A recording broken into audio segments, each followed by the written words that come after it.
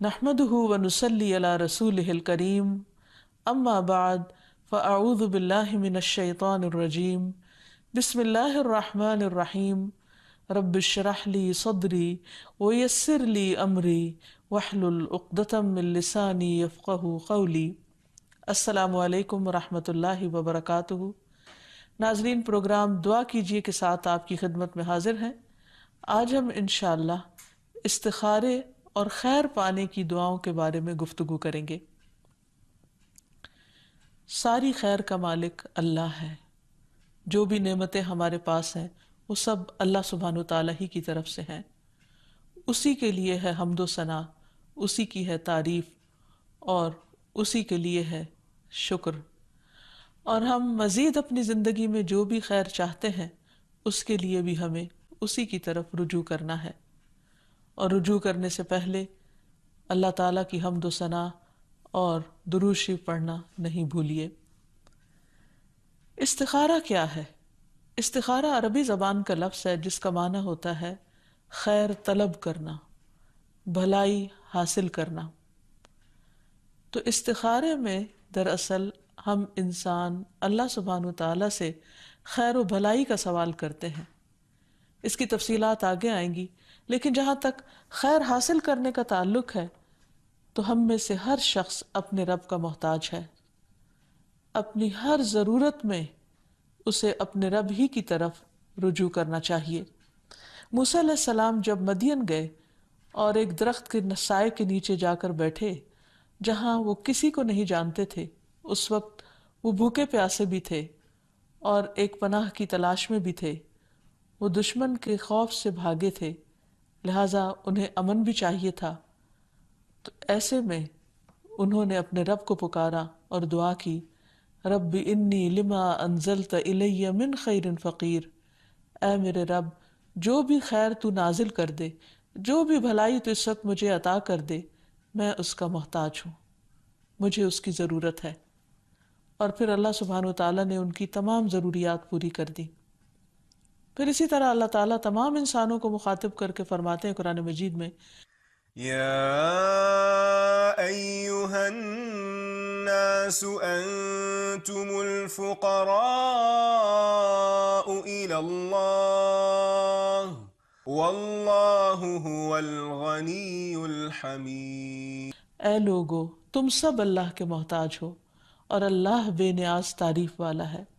لہٰذا ہم سب انسان اللہ سبحانہ وتعالیٰ کی طرف سے ملنے والی خیر کے محتاج ہیں۔ اور پھر اللہ سبحانہ وتعالیٰ کا مومن کے بارے میں جو بھی فیصلہ ہوتا ہے وہ اس پر راضی ہوتا ہے اور وہ اس کے حق میں خیر ہی خیر ہوتا ہے۔ انس رضی اللہ عنہ سے مروی ہے کہ میں نے نبی صلی اللہ علیہ وسلم کو یہ فرماتے ہوئے سنا کہ مجھے تو مومن پر تعجب ہوتا ہے کہ اللہ اس کے لیے جو فیصلہ بھی فرماتا ہے وہ اس کے حق میں بہتر ہی ہوتا ہے۔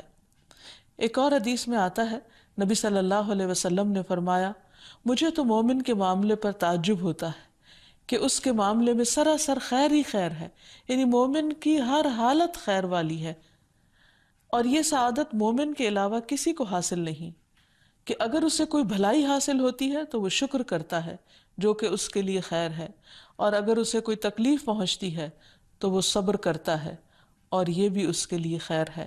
یعنی اچھا حال ہو یا تکلیف دہ حال ہو، دونوں حالتوں میں مومن کا رویہ مثبت ہوتا ہے۔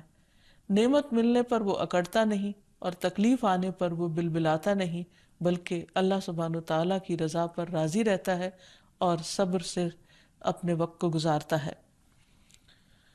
بہرحال آج چونکہ ہمارا موضوع استخارہ ہے تو ہمیں سب سے پہلے اس کی حقیقت سمجھنی چاہیے کہ استخارہ کیا ہوتا ہے، کب کیا جاتا ہے، کیوں کیا جاتا ہے، اور اس میں مومن کے لیے کیا فائدے ہیں۔ استخارہ عربی زبان کا لفظ ہے جس کا مطلب ہوتا ہے خیر چاہنا، بھلائی مانگنا۔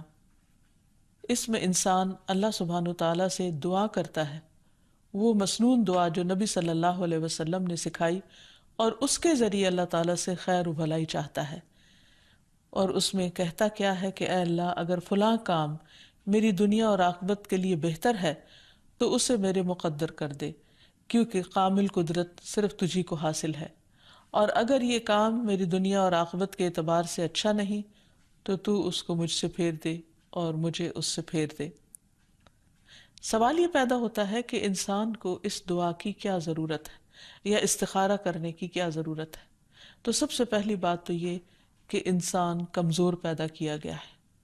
قرآن مجید میں آتا ہے خلق الانسان ضعیفا، کہ انسان کمزور پیدا کیا گیا ہے، اور پھر یہ کہ انسان محتاج ہے، وہ اپنی زندگی کے ہر فیصلے میں اللہ سبحانہ و تعالیٰ سے رہنمائی کا محتاج ہے۔ انسان صرف کھانے پینے کا محتاج نہیں، اپنے فیصلوں میں بہترین رہنمائی کا بھی محتاج ہے۔ پھر یہ ہے کہ انسان چاہتا یہ ہے کہ اپنی آخرت کو مد نظر رکھ کر دنیا کے کاموں میں فیصلے کرے، تاکہ وہ چیز جو صرف اس کی دنیا نہیں اس کی آخرت کو بھی بہتر بنائے، اس چیز کو اختیار کرے تاکہ وہ اس کے لیے ہمیشہ ہمیشہ کی خوش قسمتی کا ذریعہ بنے۔ اور انسان اپنے مستقبل کے بارے میں نہیں جانتا، کسی بھی کام کے انجام کے بارے میں نہیں جانتا کہ وہ کیا ہوگا، اس لیے وہ اللہ تعالیٰ سے استخارہ کی دعا کرتا ہے۔ پھر اسی طرح انسان یہ بھی سمجھتا ہے کہ فیصلے تو حق کے ساتھ اللہ تعالیٰ ہی کرتا ہے، لہٰذا وہ اپنی کوشش کرنے کے بعد جب اللہ تعالیٰ سے دعا کرتا ہے کہ اب میرے حق میں تو بہتر فیصلہ فرما اور مجھے صحیح رہنمائی فرما، تو یہ بندے کے لیے انتہائی اطمینان کا باعث ہوتی ہے۔ انسان چونکہ جلد باز ہے، بعض اوقات انسان کے اوپر اس کے نفس کی خواہشات غالب آ جاتی ہیں، بعض اوقات انسان کسی چیز کو جلد حاصل کرنے کی کوشش کرتا ہے، خواہ وہ طریقہ غلطی کیوں نہ ہو، اور اس طرح وہ اپنے انجام کے اعتبار سے ایک خطرناک غلطی کر بیٹھتا ہے۔ تو جب انسان صبر سے کام لیتا ہے، سوچ سمجھ کر فیصلہ کرتا ہے، اور کسی بھی اہم کام میں فیصلہ کرنے سے پہلے اللہ تعالیٰ سے دعا کر لیتا ہے، تو اس کے اس تمام عمل میں خیر پیدا ہو جاتی ہے۔ اور سب سے بڑی بات یہ کہ نبی صلی اللہ علیہ وسلم نے صحابہ کو خود استخارے کی تعلیم دی ہے اور اس کا طریقہ سکھایا ہے۔ آپ صلی اللہ علیہ وسلم استخارہ میں پڑھی جانے والی دعا کی باقاعدہ تعلیم دیتے تھے، جیسے قرآن مجید کی کوئی سورت سکھائی جاتی ہے۔ اس سلسلے میں جابر بن عبداللہ کی روایت ہے کہ رسول اللہ صلی اللہ علیہ وسلم ہمیں اپنے تمام معاملات یعنی اہم معاملات میں استخارہ کرنے کی اسی طرح تعلیم دیتے تھے جس طرح قرآن کی کوئی سورت سکھلاتے۔ یعنی استخارے کے چونکہ فائدے بہت زیادہ ہیں، اس لیے نبی صلی اللہ علیہ وسلم نے اس کے لیے بہت اہتمام فرمایا۔ جیسے قرآن مجید پڑھنے، سمجھنے اور اس پر عمل کرنے کے فائدے ہی فائدے ہیں، اسی طرح استخارہ کرنے میں بھی بہت سے فائدے پنہاں ہیں۔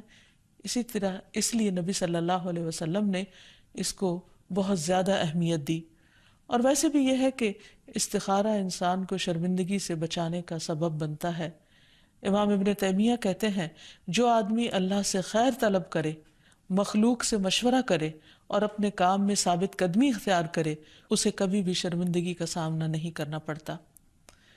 تو استخارے کی مسنون دعا جو ہمیں سکھائی گئی وہ یہ ہے: اللہم انی استخیرک بعلمک واستقدرک بقدرتک واسألک من فضلک العظیم فإنک تقدر ولا اقدر وتعلم ولا اعلم وانت علام الغیوب اللہم ان کنت تعلم ان هذا الامر خیر لی فی دینی ومعاشی وعاقبت امری او قال فی عاجل امری وآجلہ فاقدرہ لی وان کنت تعلم ان هذا الامر شر لی فی دینی ومعاشی وعاقبت امری او قال فی عاجل امری وآجلہ فاصرف عنی واصرفنی عنہ واقدر لی الخیر حیث کان ثم ردنی بہ۔ اے اللہ، میں تجھ سے تیرے علم کی بدولت خیر طلب کرتا ہوں، اور تیری قدرت کی بدولت تجھ سے طاقت مانگتا ہوں، اور تیرے فضل عظیم کا طلبگار ہوں کہ قدرت تو ہی رکھتا ہے اور مجھے کوئی قدرت نہیں، علم تجھ ہی کو ہے اور میں کچھ نہیں جانتا، اور تو تمام پوشیدہ باتوں کو جاننے والا ہے۔ اے اللہ، اگر تو جانتا ہے کہ یہ کام یعنی جس کے لیے استخارہ کیا جا رہا ہے میرے دین اور دنیا اور میرے کام کے انجام کے اعتبار سے میرے لیے بہتر ہے، یا آپ نے فرمایا کہ میرے لیے وقتی طور پر اور